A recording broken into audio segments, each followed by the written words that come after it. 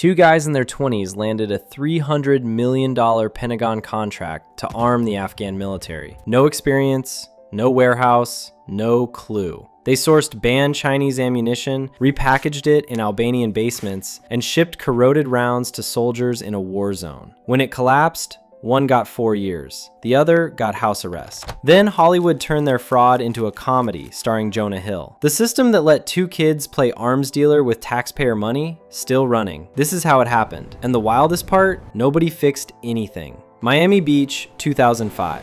David Pacuz was 23 years old, broke, and going nowhere. He worked as a licensed massage therapist, rubbing the backs of rich people who tipped like they were doing him a favor. At night, he made beats in his apartment, convinced he was one break away from a music career. He wasn't. The demos went nowhere. The rent kept coming. And David kept grinding, waiting for something to change. Then Ephraim Diveroli walked back into his life. They'd known each other since childhood. Ephraim was younger by 2 years, but carried himself like he'd already conquered something. Loud, fast-talking, absolutely convinced of his own genius. He dropped out of high school, moved to Miami, and somehow started a company called AEY Incorporated. He was 19 years old, and he was already selling weapons to the United States government. It's simple, Ephraim told David. The Pentagon posts every contract online. Fed biz ops. Anyone can bid. The big defense contractors, they ignore the small stuff. Too much paperwork, not enough profit. But those crumbs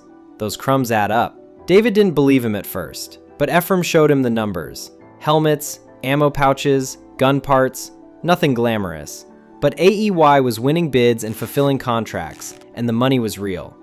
Ephraim was pulling in 6 figures before he could legally drink. "I need a partner," Ephraim said. "Someone I can trust. Someone hungry." David was definitely hungry. He took the job. At first, it was exactly what Ephraim promised. They'd scan FedBiz Ops for opportunities, source products from international suppliers, and undercut the big guys on price. The Pentagon didn't ask many questions.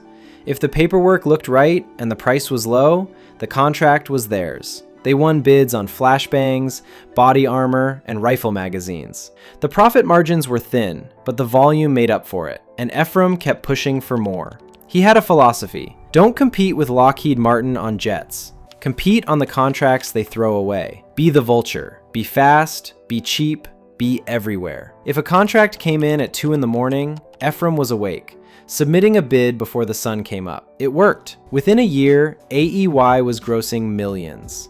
They moved into a bigger office, hired a few employees. David started making real money for the first time in his life. He bought a nicer car. He stopped worrying about rent. He told himself this was legitimate. Defense contracting, government work, nothing shady about it. But there were signs. Ephraim cut corners constantly.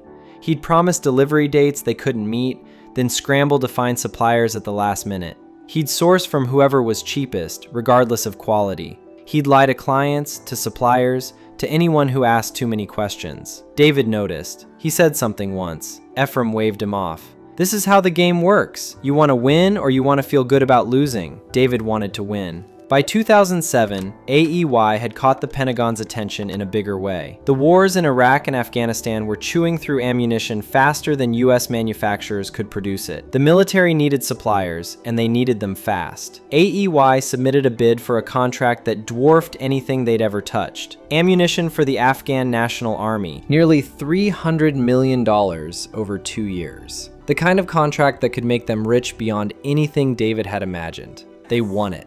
A company run out of a Miami Beach apartment, staffed by a handful of 20-somethings with no military experience, had just landed one of the largest munitions contracts in the Afghan war. Ephraim was ecstatic. He talked about buying planes, yachts, buildings. He talked about AEY becoming a billion-dollar company. David had a different question. Where were they going to get $300 million worth of ammunition?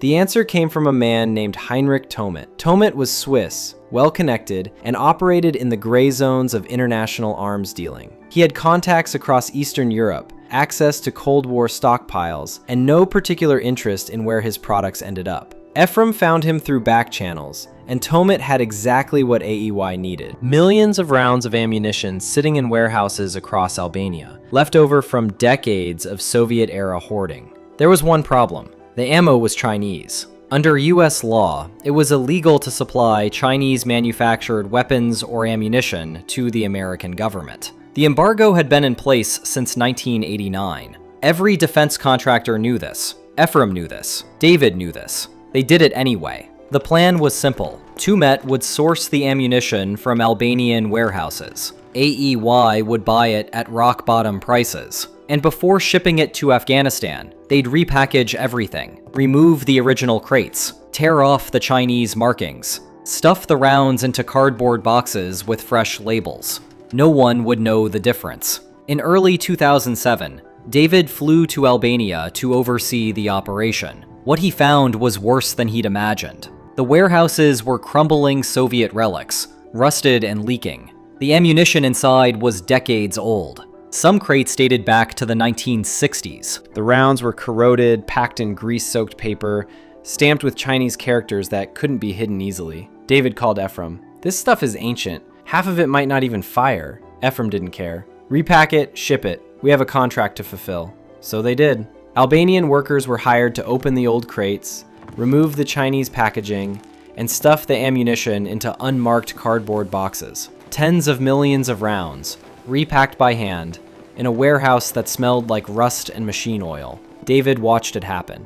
He told himself it was necessary. He told himself the Pentagon wouldn't have awarded them the contract if they couldn't handle a few shortcuts. The shipments started flowing. Cargo planes loaded with ammunition flew from Albania to Kabul, delivering rounds to the Afghan National Army. AEY submitted invoices. The Pentagon paid them, millions of dollars at a time.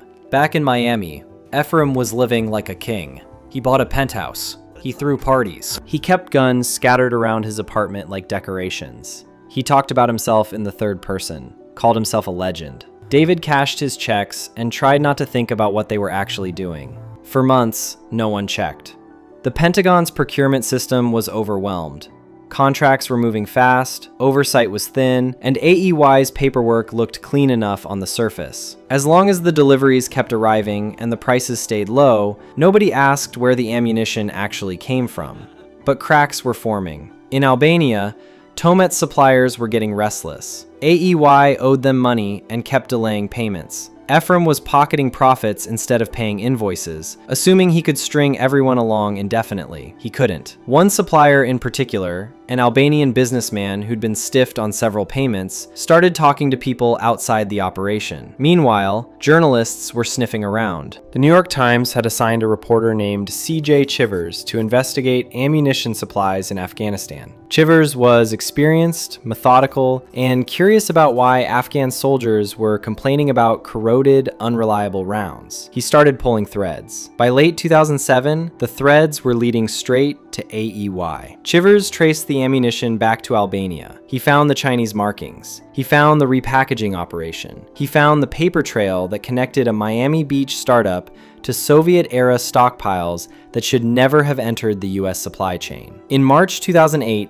the story broke. The New York Times published a front-page investigation exposing the entire scheme. Two young men with no military experience had won a $300 million Pentagon contract. They'd sourced illegal Chinese ammunition, laundered it through Albania, forged the documentation, and shipped substandard rounds to a war zone. The Pentagon was humiliated. Congressional hearings were demanded, and AEY's empire, built on audacity and lies, began to collapse. David and Ephraim turned on each other almost immediately. Ephraim blamed David for the Albanian operation. David had recordings that proved Ephraim had orchestrated everything. Both of them lawyered up.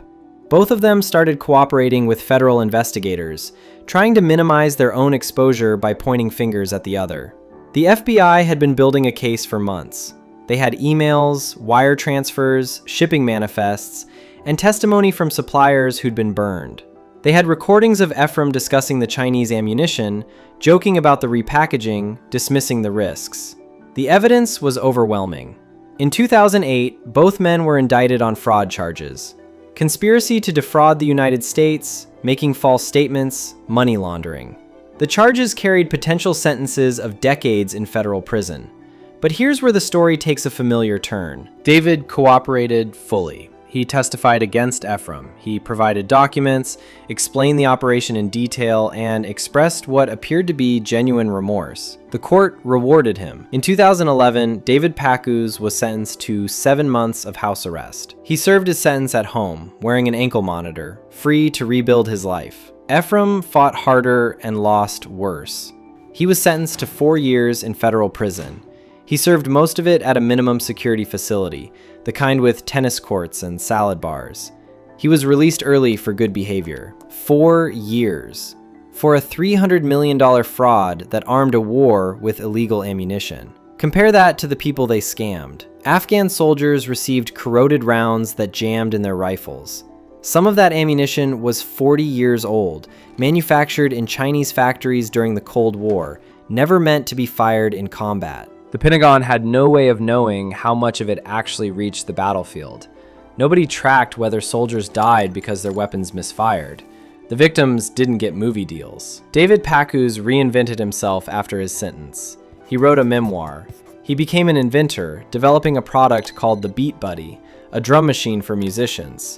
He cooperated with the filmmakers who turned his story into the 2016 movie War Dogs, starring Jonah Hill as Ephraim and Miles Teller as David. The film played the whole thing for laughs. Ephraim was portrayed as a charismatic, larger-than-life hustler. The fraud was presented as a wild adventure. Audiences loved it. Ephraim Diveroli got out of prison and kept hustling. He wrote his own book, claiming the movie got everything wrong and that he was the real victim. He started new business ventures. He gave interviews where he showed no remorse, only grievance. He complained about being portrayed unfairly, about David's betrayal, about the system that punished him for being ambitious.